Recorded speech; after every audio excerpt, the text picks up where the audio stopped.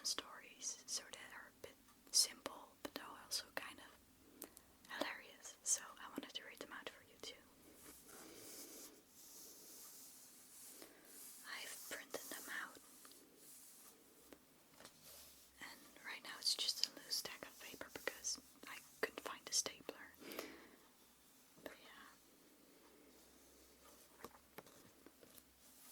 So I can read Hangul, and I also have the translations beneath them.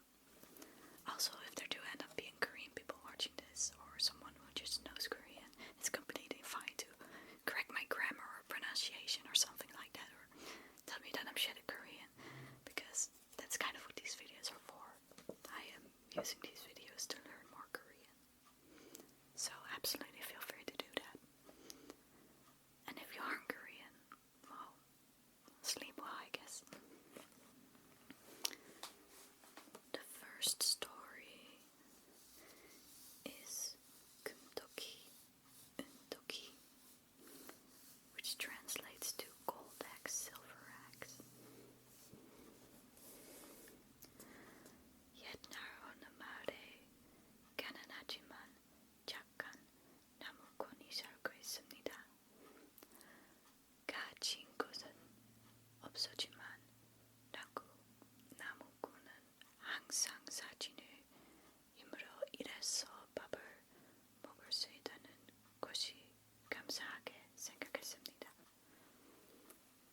그렇듯 어느 날 나무꾼은 숲속에서 나무를 베고 있었어요. 나무꾼, 요자, 어서 이 나무를 베야 살 수 있어.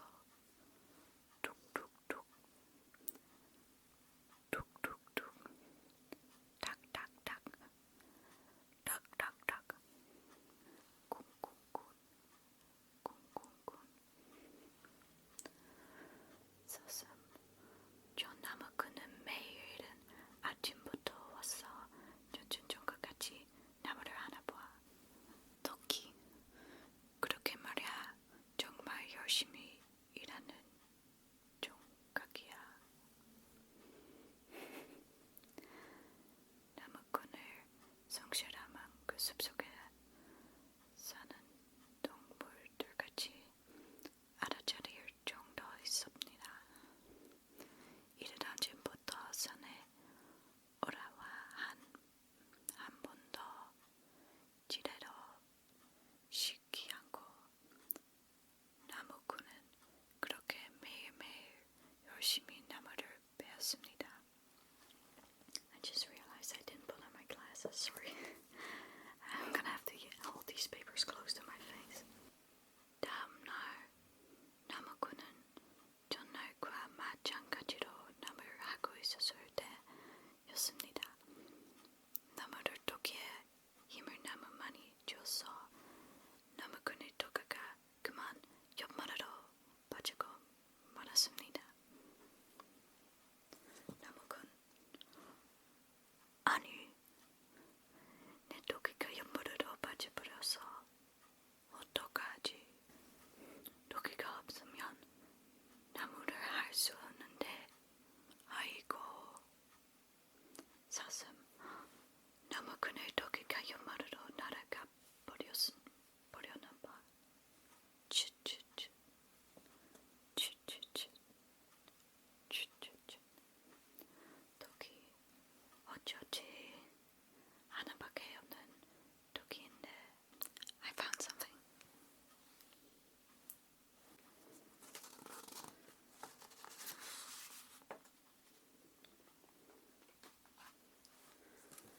그때 갑자기 옆물에서 하얗게 새고 머리에 하얀 주름이 있는 할아버지가 나타났어요. 그 할아버지가는 바로 선신님이었습니다. 나무꾼은 깜짝 놀라지만 선신령은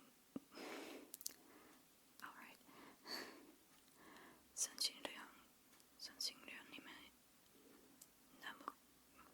나무꾼에게 옆물에 말이 시작했습니다. 선생령, 네가 이 연못에 토끼를 버렸느냐? 나무꾼, 예, 증령님, 제가 이 연못에 실수로 토끼를 버렸습니다. 선생령, 어디 보자. 잠깐 기다려라. 나무꾼, 예, 선생님. 선생령, 이 꿈토끼가 너의 토끼냐? 나무꾼, 아닙니다. 신령님. 선생령, 그럼 이 은토끼가 너의 토끼냐? 나무꾼, 그것도 아닙니다. 신령님, 제 것은 시토끼입니다. 선생령, 아, 여기 있구나. 난 너에게 금토끼와 은토끼를 먼저 물어보았는데도 너는 선취하게 너의 토끼를 쫓아가구나. 나무꾼, 아닙니다, 선생님. 저는 당연히 제 토끼를 찾으러 한 것입니다. 선생님, 내 너의 착한 심성에 반했다. 너에게 이 토끼, 이 자루를 모두 주겠다. 나무꾼, 괜찮습니다. 선생님, 선생님. 순간 선생님은 나무꾼에게 금토끼와 은토끼를 주고서 바람처럼 사라졌습니다.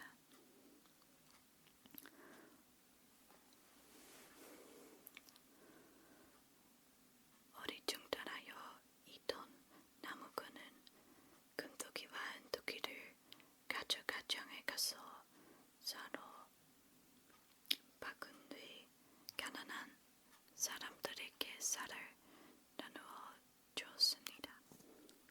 한편 같은 마을에 살고 있는 지일송이라는 종가는 나무꾼의 이야기를 듣고 그를 생각해냈습니다. 그리고 바로 선진론이 살고 있는 그 연못으로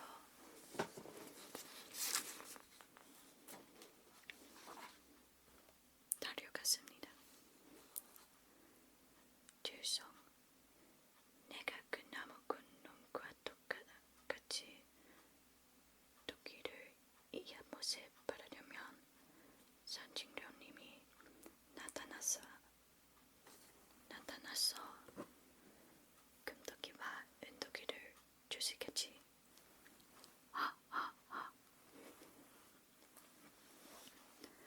그때였습니다. 연못에서 모락모락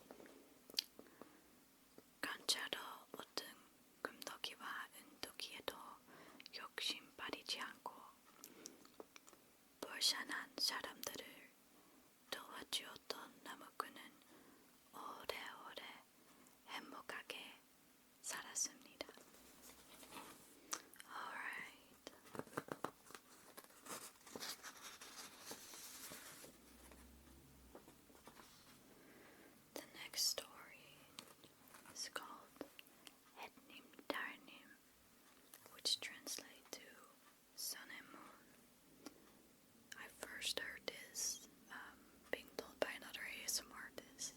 In fact, it was Dana ASMR, who has now been inactive for a really long time, which makes me very sad because she used to be one of my favorite ASMR artists when she still is to BH. So, wherever she is, this story with my terrible translation is for her. 사골마을에 할어머니와 어머니가 살고 있었어요. 하루는 어머니가 선 너머에 있는 전주집에 일을 하러 갔어요. 어머니가 일을 마치고 돌아오는데 어디선가 고다란 호랑이가 나타났어요. 호랑아, 제발 저려다오. 집에서 아이들이 날 기다렸는다. 좋아. 독 하나 좀만 안 잡아먹지. 호랑이는 어머니의 독바구니는 보면 말했어요. 그런데 호랑이는 꽃게마다 나타나 어머니의 닭을 빼앗아 먹고 20번째 꽃게에서는 어머니마저 잡아먹었어요. 호랑이는 그래도 배가 고파서 어머니의 옷을 입고 어머니의 집으로 갔어요. 얘들아, 엄마 왔다. 어서 문 열어라. 덕생이 반가워서 문을 열려고 아주 오빠가 말했어요. 잠깐, 어머니 목소리가 이상해. 꾸룩꾸룩 꾸룩꾸룩 감기에 걸려서 그러던다. 그럼 손을 보여줬어요. 호랑이는 벌박승의 손을 문틈으로 밀어넣었어요.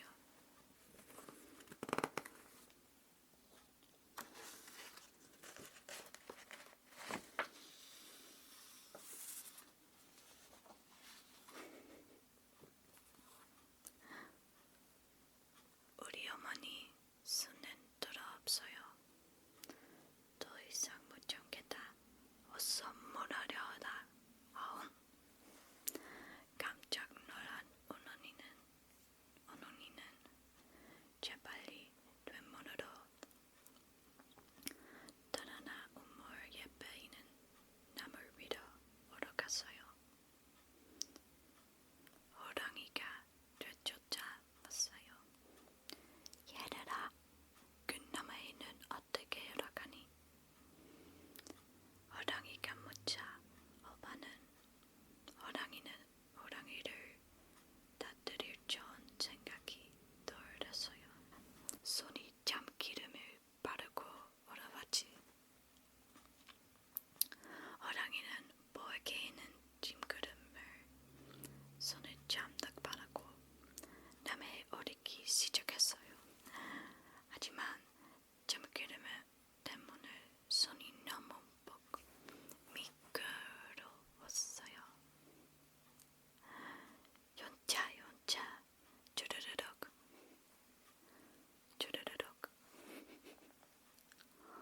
어머니는 나무에서 계속 미끄러지는 호랑이를 보고 칼칼 웃었어요.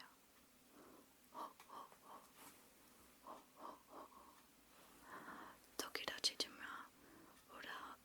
우라면 된다네. 동생은 너무 웃어봐서 그만 우라오는 방법을 믿어버리고 말았어요.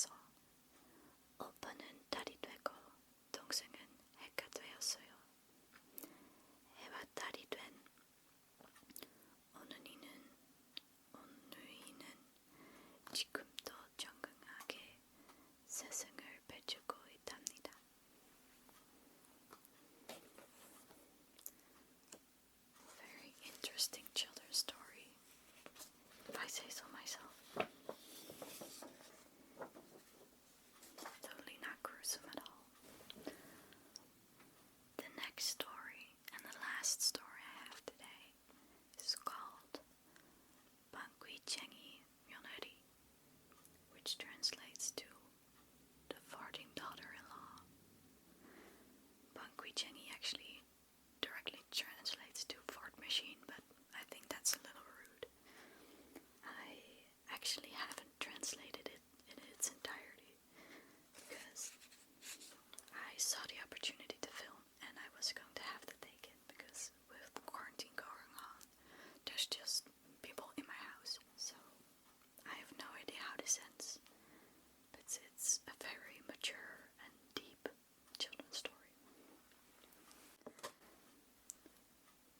옛날 어느 마을에 방귀 소리가 유난히 큰 전화가 살고 있었습니다. 전화의 집은 가난하지만 전화의 방귀 소리가 너무 커서 마을에 어릴 정도였습니다. 방귀쟁이 전화 뿡뿡. 아니, 어째서 내 방귀 소리만 이렇게 큰 곳일까? 뿡뿡. 아버지, 얘야, 방금 그 소리가 너의 방귀 소리였었느냐? 방귀쟁이 전혀. 네, 아버지, 너무 시끄러웠었죠. 죄송해요. 그러나 전화가 살고 있는 빛 마을에도 방귀 소리가 엄청나게 큰 남자가 살고 있었습니다. 그 남자의 이름은 삼식이라고 부렸으며 덩치는 작았지만 방귀 소리는 유달하다고 소문이 자자했습니다. 남쪽에 살고 있는 마을 사람들과 저는가 살고 있는 마을 사람들은 서로 자기 마을의 사람이 방귀 소리가 크다고 얘기를 하곤 했습니다. 마을 사람 1. 어이, 저쪽 윗마을에 방귀쟁이 전화가 산다는 얘기 들었는가? 마을 사람 2. 방귀쟁이 전화, 그럼 우리 마을에 삼식이 조건이랑 내기라도 해봐야 되니 않겠니? 마을 사람 1.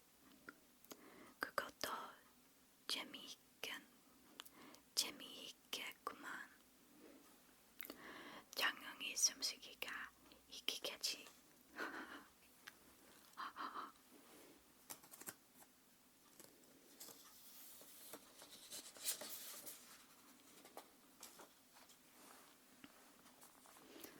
그렇던 어느 날 이웃에 사는 방귀쟁이 삼식이가 이 전화에게 대꾸를 하자고 전해왔습니다. 전화는 부끄러워 안 사고 거절하지만 오기가 생긴 삼식이는 가난했던 전어집의 빚을 다 갚아주고 사실을 똑바르같이 내주겠다며 대꾸를 정했습니다. 참아고자 하지 못한 방귀쟁이 전혀는 그 대결에 응하게 되었습니다. 그 뒤 두 마을 사람들의 관심 속에 두 사람의 방귀 시합이 벌어졌습니다. 마을 사람 1. 오늘 때 방귀쟁이 전화와 삼식이의